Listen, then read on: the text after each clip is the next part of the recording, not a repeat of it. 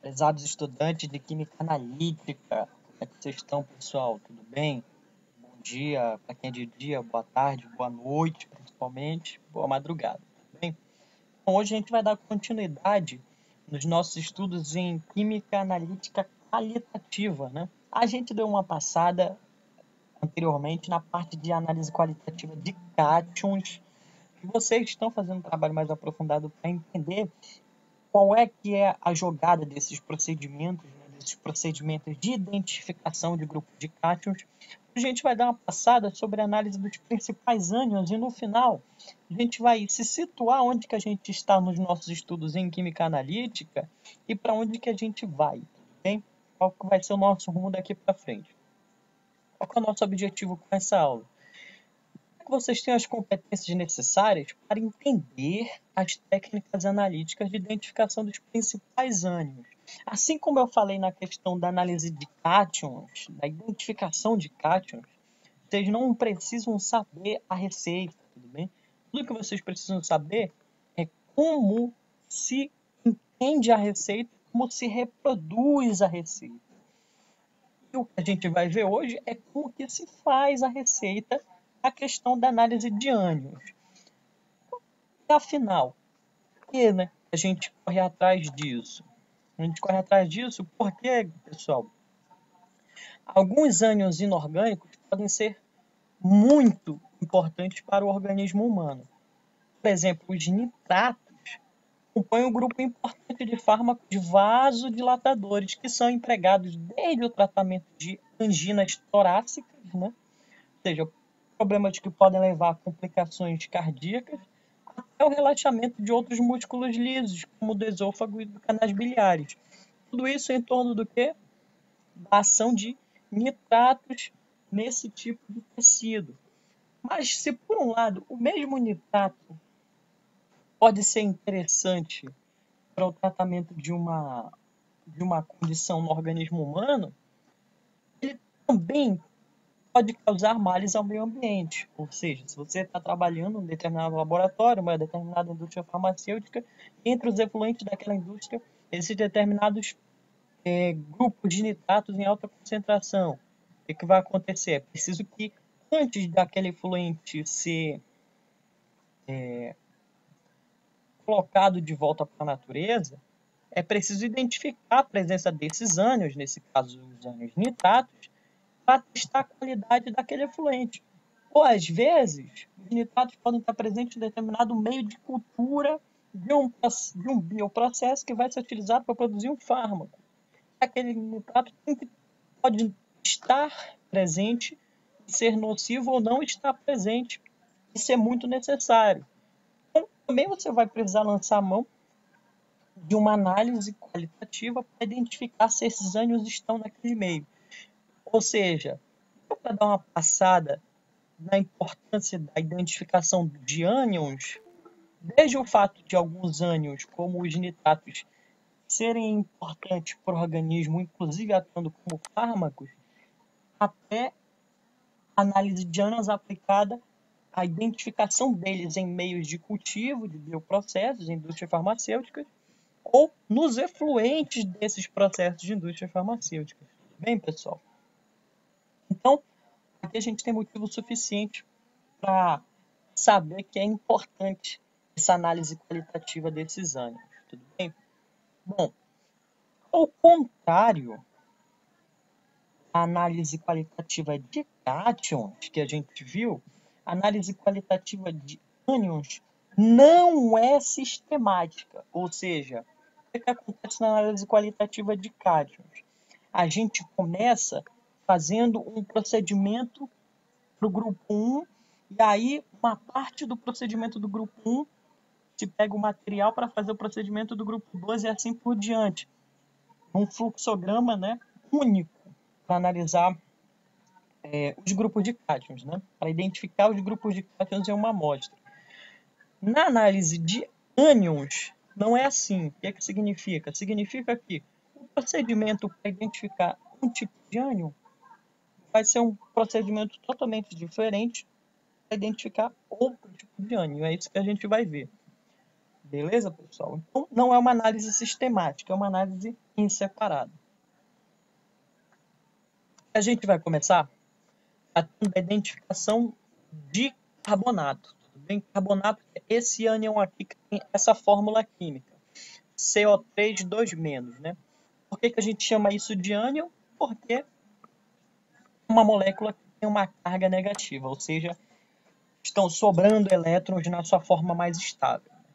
E esse ânion, que é o CO3 2-, a gente chama de carbonato, tudo bem? Então, toda vez que a gente olhar para esse cara aqui, a gente vai saber que estamos falando do ânion carbonato. Então, o que a gente tem que fazer para analisar uma amostra a fim de identificar esse ânion? Bom, o passo a passo do procedimento de identificação de ânions de carbonato consiste no seguinte. Primeira coisa de todas, se você vai analisar uma amostra, você vai colocar um volume da solução problema, ou seja, a solução que você quer analisar, em um tubo de ensaio, certo? Então, esse determinado volume geralmente se utiliza em procedimentos de análise em microescala, né? Em torno de 1 milímetro a 5 milímetros, né? Do volume da solução problema.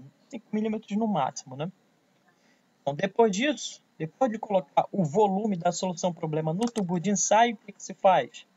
Você coloca uma pequena dose de água de barita em outro tubo de ensaio. O que é água de barita? Água de barita é isso aqui, ó. Uma solução aquosa de hidróxido de bário. E quando se dissolve em água, né, essa base, esse hidróxido de bário, libera no meio aquoso íons de bário e íons de hidroxila, tudo bem? Então, num tubo, você coloca a solução problema, no outro tubo, você coloca uma quantidade aproximadamente igual de água de barita. O que você faz depois disso? Você liga os dois tubos com uma conexão de vidro num esquema parecido com esse aqui, tudo bem? Em que de um lado você tem um tubo de ensaio que pode conter os seus ânions de carbonato, e do outro lado você tem um tubo de ensaio que contém água de barita. Tem que ligar esses dois tubos de tal maneira que eles não estejam abertos para o ar atmosférico, tudo bem? Ou seja, exceto pelo tubo, exceto pela conexão de vidro, a boca do tubo de ensaio vai estar totalmente tampada, tudo bem? Ou seja, essa partezinha aqui, ó, toda a boca, exceto o tubo, a conexão de vidro, vai estar toda vedada. E a mesma coisa aqui do outro lado, tudo bem? A única abertura que existe é a conexão de vidro. Beleza. Então, depois de ligar os dois tubos de ensaio, qual que é o próximo passo na análise de ânions para identificação de carbonatos? Bom, você vai adicionar uma pequena dose de ácido clorídrico a 3 molar na solução problema e tampar imediatamente. A gente viu ainda agora, ó. E a única abertura que existe no tubo de ensaio da solução problema é da conexão de vidro. O que você vai fazer? Tirar rapidamente a conexão de vidro e colocar algumas gotas de ácido clorídrico. Esse cara aqui. Ácido clorídrico a uma concentração de 3 molar, certo? E tampar, ou seja, colocar de volta a conexão de vidro. O que vai acontecer? Vai acontecer que o ácido clorídrico ele libera no meio aquoso em que ele está, nessa concentração de 3 molar, íons H+, e íons Cl-, íons de cloreto. E o que vai acontecer no tubo em que está a solução problema? Se no tubo a solução problema de fato tiver íons carbonato que a gente está atrás, os íons carbonato vão reagir com os íons H+, que entraram por meio do ácido clorídrico e formar como produtos dessa reação CO2, ou seja, gás carbônico, e água. O gás carbônico, como a gente está vendo aqui, é um gás, ele vai tender a ficar preso no meio líquido? Não. O gás carbônico vai se desprender daquele meio líquido e vai difundir, como qualquer gás se difunde, de um tubo para o outro por meio dessa conexão. Tudo bem? Ou seja, quando a gente colocou ácido clorídrico, aconteceu a reação, liberou o gás carbônico vai difundir por esse tubo de vidro. essa que é a finalidade dessa conexão. O gás carbônico vai difundir do tubo da solução problema para o tubo que contém água de barita. Finalmente, né, se o gás carbônico liberado vai difundir pela conexão de vidro para o outro tubo, vai acontecer que a solução nesse outro tubo, que a princípio era límpida, vai começar a ficar turva, bem? Ou seja, ela vai começar a ficar embaçada, formando com o tempo um precipitado branco. Esse precipitado vai denunciar para a gente que, de fato, a solução problema continha íons carbonato, tudo bem? O que vai acontecer no tubo que contém água de barita? Bom, água de barita, como a gente falou, é hidróxido de bário. Em meio aquoso, libera bário, cátions de bário e ânions de hidroxila. O que vai acontecer? Se lá já tinha cátions de bário, quando o gás carbônico liberado no primeiro tubo chega no segundo, ele vai reagir juntamente com os ânions de hidroxila, formando carbonato de bário. Bem? É esse carbonato de bário que vai turvar a solução. Tudo bem? Como se trata de um sal, a solução vai começar a ficar embaçada e esse precipitado branco vai surgir. Como a gente está vendo essa seta para baixo aqui, indica que esse produto é um precipitado. Então, se aparecer esse produto, a gente vai identificar através da presença de um precipitado branco, o carbonato de bário, a gente sabe que na solução problema, de fato, tinha ânion de carbonato. Tudo bem? Então, esse que é o procedimento para identificação de carbonato. A gente segue esse passo a passo aqui, né? São 5 passos, basicamente, né? E se a gente observar a presença, ao final desse passo a passo, de um precipitado branco nesse segundo tubo, então, realmente, tinha íon de carbonato no primeiro, certo? Se não aparecer precipitado nenhum, significa que aqui no primeiro tubo não tinha íon de carbonato. Ponto. Certo? Então, essa aqui é a análise de ânions para identificação de íons de carbonato. Vamos dar prosseguimento para ver como a gente faz para identificar outros ânions, certo?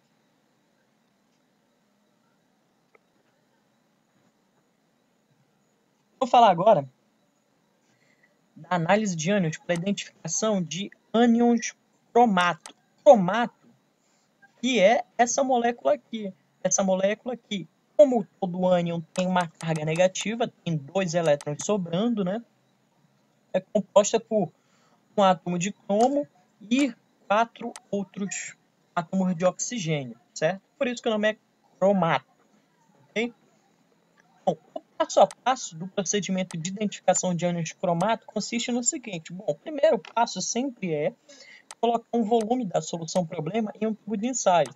Esse volume, como eu falei, pode variar, né, de 1 ml a 5 ml, por exemplo, certo? Então, a gente coloca um certo volume da solução problema em um tubo de ensaio, a solução que a gente quer saber se contém ou não contém ânion de cromato. Depois disso, a gente coloca algumas gotas de solução de nitrato de chumbo, que tem essa fórmula química aqui, ou de cloreto de bário, que tem essa fórmula química aqui. Então, a gente vai colocar algumas gotas ou dessa solução ou dessa outra solução dentro desse primeiro tubo de ensaio que contém a solução problema, certo? Ou seja, a gente tem duas possibilidades aí. A gente pode usar ou nitrato de chumbo ou cloreto de bário e colocar algumas gotas dessa solução na solução problema, ou seja, no primeiro tubo de ensaio. O que vai acontecer? O nitrato de chumbo, em meio aquoso, libera cátions de chumbo e ânions nitrato, certo? E o cloreto de bário, em meio aquoso, libera cátions de bário e ânions cloreto, tudo bem? Então, a gente vai ver como que esses cátions de chumbo ou cátions de bário vão interagir para depois denunciar a presença de ânions de cromato se a solução problema realmente tiver, beleza? O segundo passo foi colocar gotas ou de uma solução de nitrato de chumbo ou de uma solução de cloreto de bário. O que acontece na sequência, pessoal? As reações que podem acontecer são as seguintes. Se a gente usar a solução de nitrato de chumbo, os cátions de chumbo vão interagir com os ânions cromatos, se eles realmente estiverem na solução problema, formando um precipitado amarelo, que é o cromato de chumbo. Por outro lado, se a gente usar a solução de cloreto de bário, os cátions de bário vão interagir com os ânions cromato, se os ânions cromato realmente estiverem na solução problema, formando o cromato de bário. Também vai formar um precipitado amarelado. Então, estes sais que formam precipitados amarelados é que vão denunciar a presença do ânion cromato. Ou seja, é um procedimento muito simples para saber se a solução problema contém ânions cromato. Basta você colocar no tubo de ensaio, que contém a solução problema, algumas gotas ou de nitrato de chumbo ou de cloreto de bário. Se formar um precipitado amarelo em qualquer um desses dois casos, a gente sabe que a solução problema contém ânion de cromato. Se não formar nada, então não contém. Beleza? Então, o procedimento de identificação de ânions cromato também é relativamente simples, tudo bem? E, como a gente viu, é totalmente diferente do procedimento para identificação de ânions carbonato, beleza, pessoal? Então, vamos dar continuidade agora, olhando para o procedimento de identificação de ânions nitrato. Lembra que a gente falou agora há pouco na questão da motivação sobre os ânions nitrato, da importância deles no nosso organismo como vasodilatadores? Então, o nitrato, a gente já tinha adiantado, que é o ânion composto por essa molécula aqui, né? Que contém uma carga negativa, como todo ânion, indicando que tem um elétron sobrando, e é composto por átomos de nitrogênio e 3 de oxigênio. Bom, o passo a passo do procedimento de identificação de ânions de nitrato consiste no seguinte. Como sempre, a primeira coisa que você vai fazer é colocar o volume da solução problema em um tubo de ensaio. Volume da sua amostra, não é? Você vai dosar a sua amostra no tubo de ensaio. Depois disso, o que você faz? Você adiciona 20 gotas de ácido sulfúrico concentrado a este tubo de ensaio. Detalhe importante, sempre que a gente está falando em manipular ácidos, esses procedimentos sempre têm que ser feitos em um canto específico do laboratório que a gente chama de capela, que é uma parte do laboratório que contém um tubo de exaustão e que impede que você tenha contato direto com o rosto, né, com a manipulação dessas substâncias. Por quê? Porque o ácido sulfúrico, assim como o ácido clorídrico utilizado no primeiro procedimento, identificação de carbonatos, são ácidos que liberam muitos vapores e esses vapores são muito corrosivos, não podem ser inalados, tudo bem? Então, essa etapa B desse procedimento de identificação de nitrato tem que ser feita na capela do laboratório. Consiste em adicionar 20 gotas desse ácido sulfúrico concentrado no tubo de ensaio. O que acontece com o ácido sulfúrico? Como todo ácido, ele vai, no meio aquoso, liberar isso aqui. Íons H+, íons de hidrogênio. Vai liberar íons de hidrogênio e vai liberar íons sulfato, beleza? No meio aquoso. Então, depois de adicionar as 20 gotas de ácido sulfúrico, o que você vai fazer? Você vai colocar em um segundo tubo de ensaio uma solução saturada de sulfato ferroso, que é essa substância que contém essa fórmula química. Então, sulfato ferroso, que é esse sal, vai agir de qual maneira, né? Quando a gente tem uma solução desse sal, sulfato ferroso, vai acontecer o desprendimento, né, dos íons que compõem esse sal e vai liberar no meio aquoso da solução átions de ferro e ânions sulfato também, beleza? Igual acontece com o ácido sulfúrico. Aí alguém pode perguntar um detalhe importante. Pô, professor, o que é uma solução saturada? Gente, quando vocês virem em qualquer momento falar de solução saturada, saturada significa uma solução que não comporta mais uma certa quantidade de soluto. Nesse caso, o soluto que a gente está falando é o sulfato ferroso, não é? Então, uma solução saturada de sulfato ferroso é uma solução que não tem como dissolver mais sulfato ferroso do que já tem ali dentro, certo? Como que você identifica uma solução saturada? Vamos pegar um exemplo aqui, vou abrir um parênteses aqui rapidinho, nesse nosso estudo de identificação de nitrato, e falar de solução saturada. Bom, o que acontece quando você pega um copo de água e começa a adicionar colheres de sopa de sal e a dissolver aquele sal naquele copo de água? O que vai acontecer? Que até um certo ponto, aquele sólido do sal vai sumindo, né? Vai sumindo por quê? Porque o sal vai dissolvendo na água. O soluto vai dissolvendo no solvente, não é? Só que quanto mais você colocar colheres de sopa de sal, o que você vai perceber a partir de um determinado momento? A partir de um determinado momento, você colocou mais uma colher de sopa e vai acontecer o quê? Você mexe, mexe, mexe e ainda tem sólido ali embaixo. Você não consegue mais dissolver aquele sólido que está ali, daquele sal. Ou seja, o solvente não tem mais capacidade de dissolver aquela quantidade de soluto, certo? Então, esse é o ponto em que a solução está saturada, beleza? Todo mundo entendeu o que é uma solução saturada? Então, o terceiro passo do procedimento de identificação de nitratos consiste em quê? Adicionar uma solução saturada de sulfato ferroso em outro tubo de ensaio. E é isso que acontece. Acontece a dissolução desses íons nessa solução desse outro tubo de ensaio. Átions de ferro e ânions sulfato. Beleza? Então, na sequência, o que você vai fazer? Tem um tubo de ensaio que tem a solução problema. O outro tubo de ensaio que tem a solução de sulfato ferroso saturado. O que você vai fazer? Você vai pegar o conteúdo do segundo tubo e jogar no primeiro tubo de ensaio, certo? Então, você vai pegar o segundo tubo e misturar no primeiro. As reações que vão acontecer são as seguintes.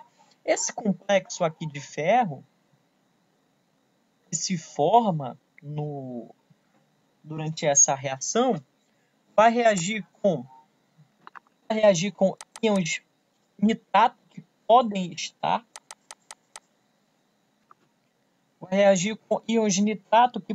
estar na solução problema. Afinal, é atrás deles que a gente está, se eles realmente estão ali na solução problema.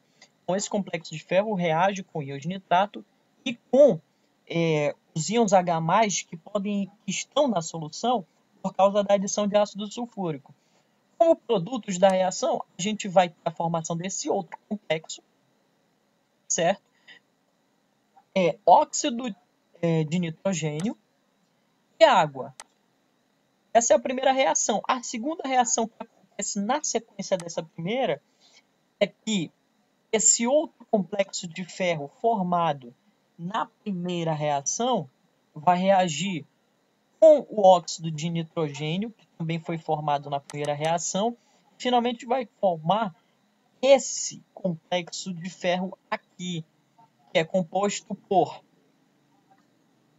um átomo de ferro, 5 moléculas de água, um átomo de nitrogênio, um de oxigênio e tem uma carga positiva, né, de 2+, né? Ou seja, ele tem 2 elétrons faltando, né, nessa molécula complexa. O que acontece? Essa molécula complexa aqui vai levar ao surgimento de um anel marrom nas paredes do tubo de ensaio. E isso é que vai denunciar a presença de ânions de nitrato na solução problema. Ou seja, depois de você ter feito o procedimento todo, você observar que ao redor do tubo de ensaio tem um anel amarronzado, o que isso significa? Significa que os ânions de nitrato estavam inicialmente na solução problema. Beleza? Então essa aqui é a forma de a gente identificar que tem ânions de nitrato na solução problema por meio desse procedimento. Vamos recapitular como é? Ó, na identificação dos ânions de carbonato, que a gente viu por primeiro, a gente observava se tinha carbonato, se depois de a gente fazer todo o procedimento, a gente observasse a presença de um precipitado branco no segundo tubo de ensaio. Depois, na identificação de ânions cromato, a gente observava se existiam ânions de cromato na solução problema, se após todo o procedimento a gente observasse um precipitado amarelo, não é? No tubo de ensaio. E aí, na identificação de ânions de nitrato, que a gente está vendo agora, se depois de fazer todo o procedimento, a gente observar uma solução, um anel amarronzado na solução, a gente pode atestar que tem sim ânions de nitrato na solução problema. Então, tudo é feito de forma visual. A gente segue o procedimento, a gente observa que podem acontecer essas reações químicas que a gente está apontando aqui e, finalmente, a gente observa visualmente se tem um determinado precipitado naquele tubo de ensaio, então realmente aqueles ânions estavam presentes na solução problema. Beleza? A gente dá continuidade depois dos ânions nitrato para falar de um grupo de ânions de uma vez só. Vamos falar dos procedimentos. A identificação de ânions fluoreto, cloreto, brometo e iodeto. Ou seja, esses ânions aqui, ó, o ânion de flúor, de cloro, de bromo e de iodo. Quando vocês olham e vão atrás desses elementos na tabela periódica, vocês observam que esses elementos estão todos numa mesma coluna da tabela. Ou seja, esses elementos pertencem ao mesmo grupo, ou em uma notação antiga, a mesma família de elementos. É a família dos halogênios, tudo bem? Então, quando a gente está falando de halogênios, a gente está falando do flúor, do cloro, do bromo e do iodo. E por estarem na mesma coluna, tem aproximadamente o mesmo comportamento. Então, por isso, a gente identifica esses ânions usando um procedimento comum para eles. Tudo bem? Um procedimento parecido. Bom, o passo a passo do procedimento de identificação de ânions fluoreto, cloreto, brometo e iodeto consiste no seguinte. Bom, como eu acabei de falar, já que o procedimento é parecido para esses 4 ânions, o que a gente pode fazer? A gente pode colocar um certo volume da solução problema em 4 tubos de ensaios. A gente fazer os 4 procedimentos de identificação de uma vez só. Os 4 que eu falo é um para o flúor, um para o cloro, outro para o bromo e outro para o iodo, né? Certo? Então você vai colocar aquele mesmo certo volume, né, de 1 ml a 5 ml da solução problema em cada um dos 4 tubos de ensaio. Depois disso, a gente vai adicionar 3 gotas de uma solução de nitrato de prata, né? Tem essa fórmula química aqui, em cada um dos tubos. A gente tem uma solução de nitrato de prata. E nessa solução de nitrato de prata, em meio aquoso, acontece o quê? Acontece a dissolução dos cátions de prata naquele meio e dos ânions nitrato. Beleza? Então, esses cátions de prata vão interagir com cada um desses ânions aqui, né, fluoreto, cloreto, brometo e iodeto, se eles realmente estiverem presentes na solução problema. Eles vão interagir de qual maneira? Bom, as reações que podem acontecer em cada tubo são as seguintes. Se tiver ânions fluoreto na solução problema, então os cátions de prata que a gente acabou de adicionar vão interagir com eles para formar fluoreto de prata. E não vai precipitar, ou seja, a gente vai observar a formação desse sal, só que esse sal aqui, ele não vai ter cor, digamos assim, tudo bem? Ele vai ser meio que translúcido na solução. beleza? Que é justamente o aspecto desse primeiro tubo de ensaio aqui, ó. A gente vê que tem um precipitado aqui embaixo, só que ele não tem cor. Então isso aqui vai apontar para a gente a presença de fluoreto de prata na solução. Ou seja, a solução problema inicialmente tinha, de fato, íons fluoreto. Ok? Bom, isso a gente faz para observar se tem íons de flúor no primeiro tubo de ensaio. No segundo tubo de ensaio, a gente também colocou 3 gotas de nitrato de prata. O que a gente observa?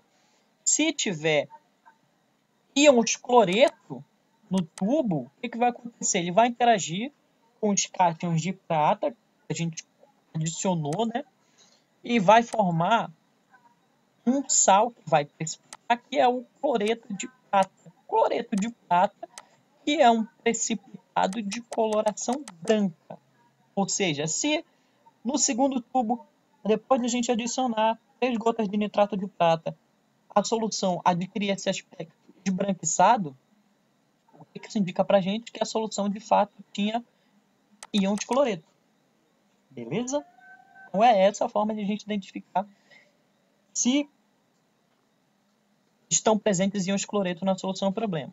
Então, no terceiro tubo de ensaio, a gente também colocou 3 gotas de nitrato de prata. E o que a gente vai observar? Vai observar o seguinte: se tiver íons de brometo nessa solução, os íons de brometo vão interagir com os cátions de prata e vão formar esse sal que precipita, né? Que é o brometo de prata. O brometo de prata que vai conferir à solução esse outro aspecto aqui, ó. Um aspecto branco amarelado, tudo bem? Como a gente está vendo, ó, olha a diferença da solução de cloreto de prata para a de brometo de prata. A de cloreto de prata ela é muito mais branca, né, que essa de brometo de prata, tudo bem? Então, se ela ficar com esse aspecto branco amarelado, então a gente sabe que naquela solução problema havia íons brometo. E, finalmente, no quarto tubo de ensaio, a gente também colocou 3 gotas de nitrato de prata. O que a gente vai observar? Se realmente tem íons iodeto, os cátions de prata vão interagir com eles, formando esse sal que vai precipitar, que é o iodeto de prata. Se esse sal precipitar, a gente vai observar que a solução desse tubo de ensaio vai adquirir um aspecto amarelo pálido, tudo bem? É um amarelo quase não dá para perceber, entre o amarelo e o branco, só que mais para o amarelo, né? Então, se a solução adquirir esse aspecto, a gente vai observar o quê? Que tem iodeto de prata, portanto, a solução problema de fato continha ânions iodeto, beleza? Essa é a única forma de a gente identificar íons fluoreto, cloreto e brometo, iodeto? Não, não é. Existem outros procedimentos que utilizam outros reagentes. Tudo bem que eu vou poupar a gente de enxergar isso hoje, porque a única coisa que vai mudar é o reagente que a gente utiliza. Então, nesse procedimento, a gente está utilizando o reagente nitrato de prata, mas podem ser utilizados outros reagentes para identificar a presença desses ânions na solução do problema. Mas, como eu falei, a única coisa que muda é o reagente. A receita é parecida, tudo bem? Então, nosso objetivo, como eu falei nessa aula, não é ficar decorando o procedimento, é entender como a gente lê o procedimento, reproduz e consegue identificar se os ânions estavam presentes ali. Tudo bem? Então, eu estou mostrando esse procedimento para identificar esses ânions, mas fiquem cientes que existem outros procedimentos para também identificar os ânions desses halogênios, fluoreto, cloreto, brometo e iodeto. Beleza? Bom, a gente entendeu um dos procedimentos para identificar os ânions de halogênio. Vamos agora, finalmente, para um procedimento de identificação de ânions sulfeto, sulfito e tiosulfato. Esses são ânions que contêm esses átomos desse elemento aqui, o elemento enxofre. Tá? Então, o ânion sulfeto é esse ânion aqui, que consiste num átomo de enxofre, que contém 2 elétrons sobrando, não é?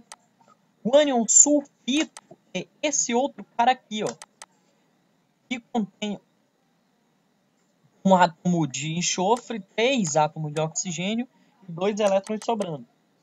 E o ânion tiosulfato é esse outro cara aqui, o S2O3, 2 menos.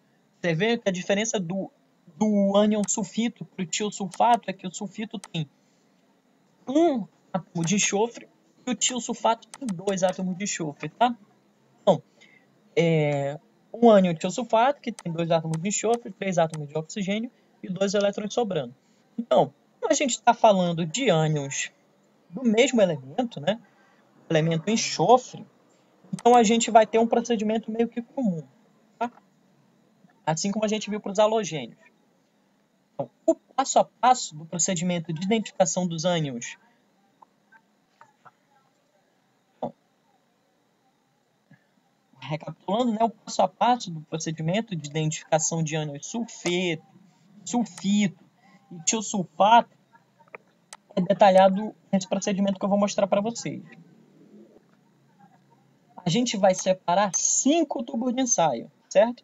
Em cada tubo de ensaio, a gente vai ter um certo volume da solução problema que vai servir para identificar um desses ânions, tudo bem? Então, em um tubo de ensaio, no primeiro tubo, a gente vai colocar um certo volume da solução problema para identificar ânions sulfeto, beleza? No primeiro tubo você vai separar para o procedimento do sulfeto. Em outros 2 tubos de ensaio, a gente vai colocar um certo volume da solução problema para identificar ânions sulfito. Você vai separar os outros dois tubos de ensaio para identificar ânions sulfito. E, finalmente, se eram 5 tubos de ensaio, a gente já utilizou 1, 2, 3, né? Faltam 2 últimos, e nesses 2 últimos a gente vai colocar um certo volume da solução problema e separar para identificar ânions tiosulfato, beleza? Então, a gente tem 5 tubos de ensaio que contém a solução problema, certo? Cada um deles vai servir para identificar um determinado ânion. Então, o que a gente vai fazer? No primeiro tubo de ensaio, que é aquele que serve para identificar os ânions sulfeto, a gente vai colocar uma tira de papel de acetato de chumbo, né? E colocar na boca tampando aquele tubo, certo? Ou seja, a gente vai tampar o primeiro tubo com um papel que esteja umedecido com solução de acetato de chumbo, certo? Então, a gente colocou acetato de chumbo no papel e a gente tampou o primeiro tubo com esse papel, beleza? É isso que significa essa etapa B. Depois disso, o que a gente vai fazer? A gente vai colocar 2 tiras de papel de filtro umedecidas com dicromato de potássio, que contém essa fórmula química, e ácido sulfúrico a uma concentração de 3 molar, certo? Ou seja, a gente pegou um pedaço de papel de filtro, né, e umedeceu em dicromato de potássio e ácido sulfúrico, o mesmo papel, certo? Então, uma tira desse papel vai servir para tapar a boca de um tubo de ensaio que pode conter sulfito. E outra tira vai tapar a boca do outro tubo de ensaio que pode conter tiosulfato. Lembra que a gente tem 2 tubos para identificar sulfito e 2 tubos para identificar tiosulfato?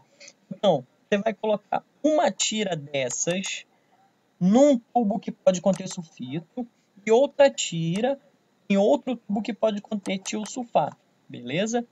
É isso que significa essa etapa C do procedimento. Então, finalmente, o que a gente vai fazer? Vamos pegar também outras 2 tiras de papel de filtro, agora umedecidas não com dicromato de potássio, mas com permanganato de potássio, que é um sal que tem uma coloração meio violeta, né? E ácido sulfúrico, também a mesma concentração de 3 mol por litro. E o que a gente vai fazer? Mesma coisa que a gente fez aqui nesse procedimento. Vamos pegar uma tira e tapar o outro tubo de ensaio que pode conter sulfito, Lembram que são dois? Então, a gente tampou com uma solução umedecida de dicromato de potássio e ácido sulfúrico. O outro a gente vai tampar agora com uma solução com papel umedecido de permanganato de potássio e ácido sulfúrico. A mesma coisa para a solução que pode conter tiosulfato. Uma já estava tampada aqui com dicromato e ácido sulfúrico. A gente vai finalmente tampar a última que pode conter tiosulfato com esse papel de filtro umedecido com permanganato e ácido sulfúrico. Beleza? Então, com isso, os 5 tubos vão estar tampados com soluções com papel de filtro umedecido, né? Cada um com umedecido com uma solução diferente. O que é que acontece no papel de filtro do primeiro tubo, em que a gente colocou acetato de chumbo? Bom, nesse papel de filtro, tinha uma solução aquosa, né, de acetato de chumbo. Os cátions de chumbo se desprendem, né? Vamos voltar aqui. Os cátions de chumbo se desprendem e os ânions acetatos se desprendem também. Então, no papel filtro do primeiro tubo, a gente tem cátions de chumbo. No papel filtro dos primeiros tubos que podem conter sulfito e tiosulfato, o que acontece? Lembra que eu falei que existem 2 tubos para sulfito e 2 tubos para tiosulfato. Então, nos primeiros tubos que podem conter sulfito e tiosulfato, a gente colocou o quê? Dicromato de potássio, né? E ácido sulfúrico. O ácido sulfúrico, quando dissolve em água, a gente já viu o que acontece. Ele libera íons H+, né? E ânions sulfato. Agora, o dicromato de potássio, em meio aquoso, vai liberar esses cátions aqui, ó. Cátions de potássio e esses ânions de cromato, beleza? Esse que é o ânion de cromato. Então, é isso aqui que a gente vai ter nos papéis de filtro dos primeiros tubos que podem conter sulfito e tiosulfato. Já nos últimos tubos que podem conter sulfito e tiosulfato, a gente utilizou outra solução para umedecer os papéis de filtro, né? Que foi, ao invés de cromato, permanganato de potássio. O que vai acontecer? A gente acabou de ver o que acontece com o ácido sulfúrico, né? Ele libera íons H+, e ânions sulfato, mas o permanganato, em meio aquoso, vai liberar o quê? Também cátions de potássio, porém, agora o ânion que ele vai liberar não vai ser o cromato, vai ser o permanganato, que é esse ânion aqui, beleza? Então, tudo isso a gente tem nos tubos de ensaio, né? Esse aqui, no primeiro tubo de ensaio, nos tubos de ensaio que contém sulfito e tiosulfato, a gente vai ter isso aqui. Nos outros 2 tubos de ensaio que podem conter sulfito e tiosulfato, a gente vai ter esses outros cátions e ânions aqui. Bom, ou seja, o esquema é relativamente esse aqui, tá? Primeiro tubo que pode conter sulfeto, vai conter aqui na tampa do papel de filtro acetato de chumbo. O primeiro tubo que pode conter sulfito vai conter o quê? Ânions de cromato. O primeiro tubo que pode conter tiosulfato também vai conter ânions de cromato. E o último tubo que pode conter ânions de tiosulfato vai conter a tampa permanganato. E o último tubo que pode conter tiosulfato também vai conter permanganato na tampa. Na verdade, ficou meio confuso, né? Vamos recapitular. Galera, a gente tem 5 tubos de ensaio. O primeiro pode conter íons sulfeto, certo? O que a gente colocou na tampa desse primeiro tubo de ensaio? Acetato de chumbo, certo? Ok. Então, esse aqui é fácil de identificar. O que a gente fez com os outros tubos de ensaio?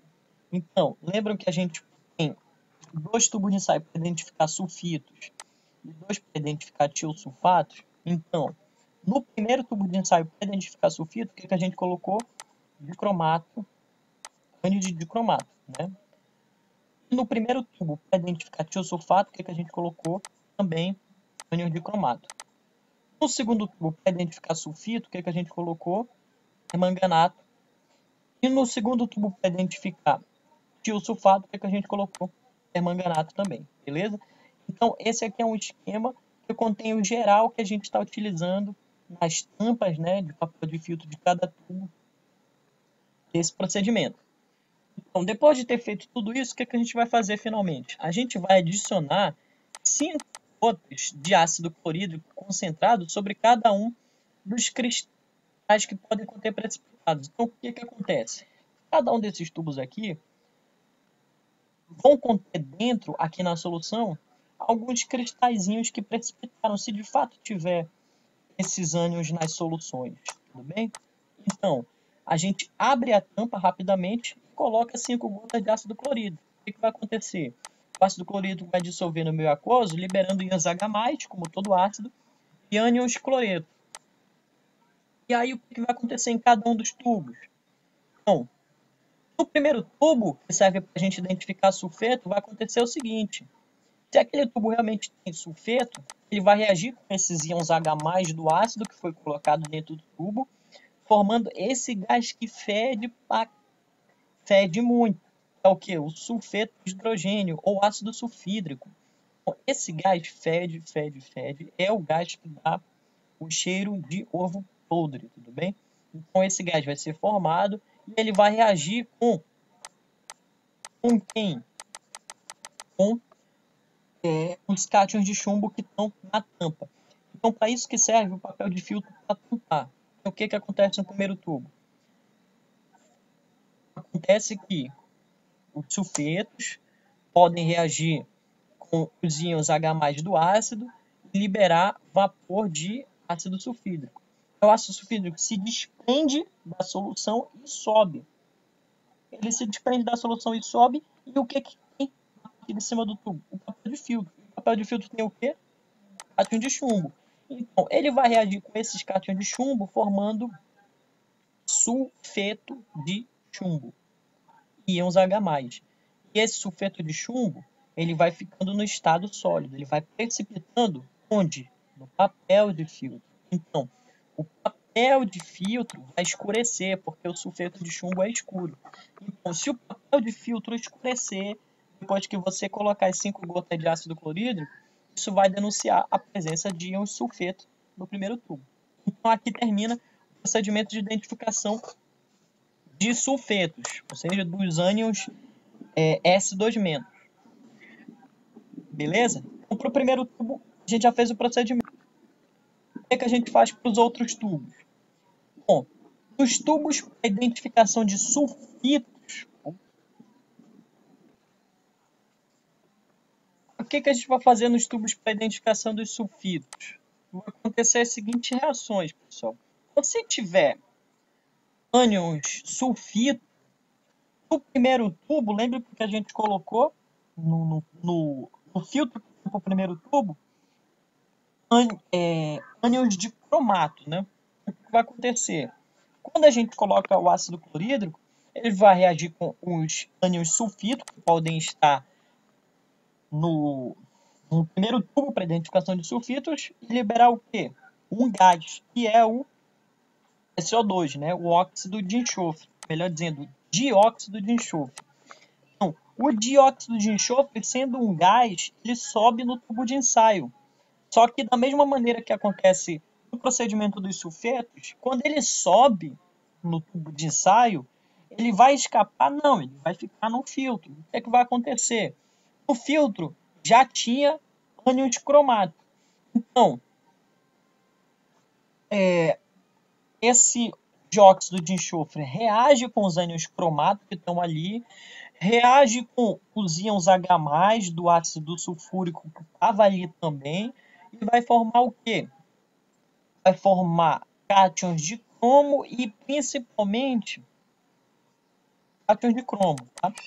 Esses cátions de cromo vão conferir qual aspecto daquele papel filtro. O papel filtro vai ficar esverdeado, denunciando a presença de sulfitos. Ou seja, se você colocou no primeiro tubo para identificar sulfitos, ácido clorídrico, e aí depois você observa que o papel de filtro está ficando esverdeado, o que acontece? Significa que ali dentro, a solução problema, tem ânions sulfito. A gente pode identificar da mesma maneira se a gente utilizou o permanganato no papel de filtro. O que vai acontecer? Acontece a mesma reação, tá?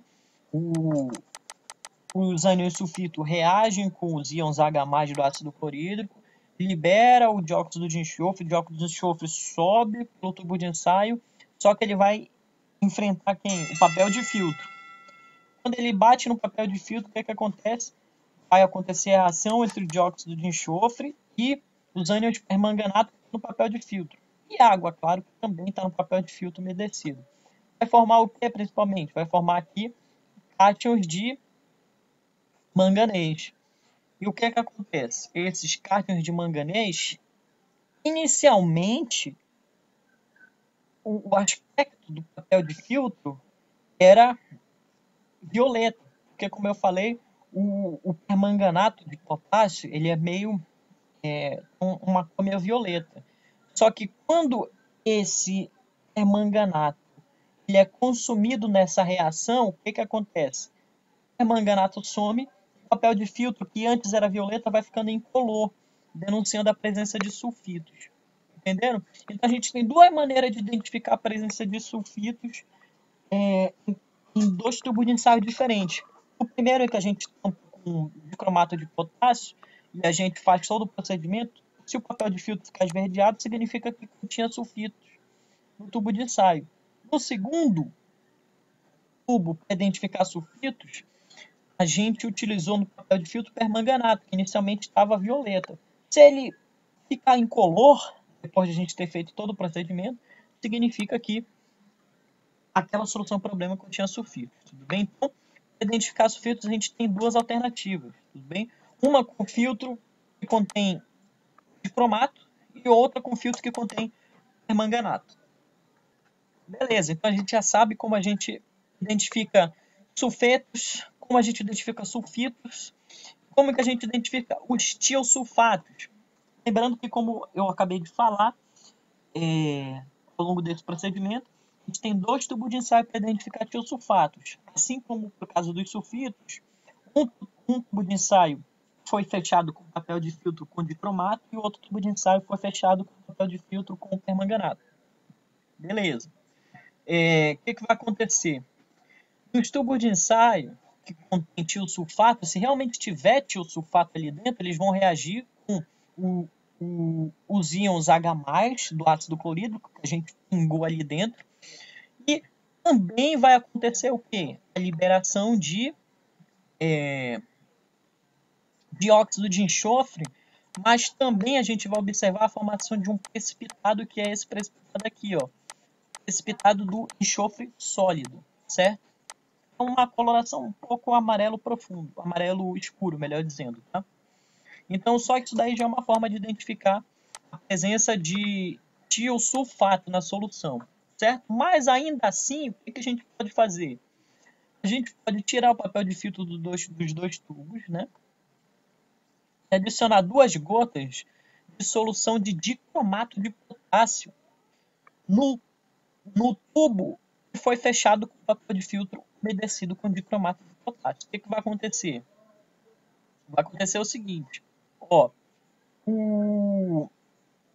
se realmente tem ânions tiosulfato ali dentro, eles vão reagir com os ânions de cromato que a gente pingar ali, além dos íons de H+, do ácido clorídrico, e vão formar o quê?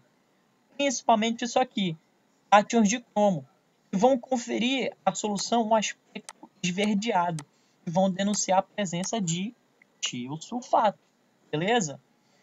Essa é uma das formas de identificar a presença de tiosulfatos. Lembra que eu falei que tem 2 tubos? Qual é a outra alternativa? A outra alternativa é a gente pingar também 2 gotas de solução, não de dicromato, mas de permanganato, no tubo cujo papel de filtro foi umedecido com permanganato de potássio. O que vai acontecer? Lembra que eu falei que a solução tem um aspecto violeta quando contém permanganato? Então, se a gente pingar permanganato e a solução que era violeta ficar incolor, e isso vai denunciar a presença de tiosulfato na solução do problema. Então, com isso, a gente fecha os procedimentos de identificação dos ânions de enxofre, tá? Os sulfitos e tiosulfatos, certo? Então, esse aqui é um exemplo de procedimento, né, de identificação dos principais ânions, que vocês também podem se basear na descrição da identificação dos principais grupos de cátions que vocês estão fazendo o trabalho de vocês, tudo bem? Lembrando que qual que é o objetivo? O objetivo é saber essa receita toda aqui, esse passo a passo. Pô, qual que é o passo a passo para identificar nitrato, para identificar sulfito? Não. Nosso objetivo é a gente entender como que a gente lê a descrição do procedimento e como a gente consegue reproduzir o que está na descrição do procedimento, certo? Assim como entender isso aqui, ó. Que processos acontecem? Que reações, ó, acontecem aqui dentro, tudo bem? Ou seja, você saber que você vai fazer uma coisa e a solução vai adquirir uma certa cor, é um certo nível de conhecimento básico, de nível técnico, né? Mas a gente está aqui no nível de conhecimento superior. Então, não basta somente saber que se a gente fizer um procedimento, a gente vai obter uma determinada cor, mas entender por que aquela cor aparece, bem? Ou seja, aparece por causa de determinada reação química que está acontecendo ali dentro, tudo bem? Então, esse que é o nosso objetivo com essa parte de análise qualitativa, tudo bem? O que a gente espera com isso? O que a gente espera quando a gente teve essas aulas expositivas e esse trabalho sobre análise qualitativa de cátions e de ânions? A gente espera que todo mundo saiba ler um procedimento de identificação de uma determinada substância, interpretar e saber reproduzir e saber por que determinada coisa vai acontecer naquele processo. A partir de como? A partir da leitura do procedimento das equações químicas. Beleza, pessoal? Então é isso. Estou disponibilizando essa aula agora para vocês. Qualquer dúvida, podem me consultar. É importantíssimo. A gente agora vai virar a chave legal no estudo da nossa disciplina, que a gente vai partir para os procedimentos de análise quantitativa. Então, a gente vai ter conta, a gente vai ter equação química e conta para tratar, certo? Vamos partir agora para o estudo de análise quantitativa de titulometria, tudo bem? Então, todo mundo se prepare, todo mundo fique afiado em entender essas equações químicas e também em fazer continha, porque o que a gente mais vai fazer vai ser continha agora, beleza, pessoal? Então é isso. Muito obrigado. Com todos um ótimo estudo. Estou disponível para qualquer um tirar dúvida por qualquer canal, beleza? Seja pelo e-mail, pelo WhatsApp, por onde for. Tudo bem? Até mais, pessoal. Bom estudo. Tudo de bom para vocês.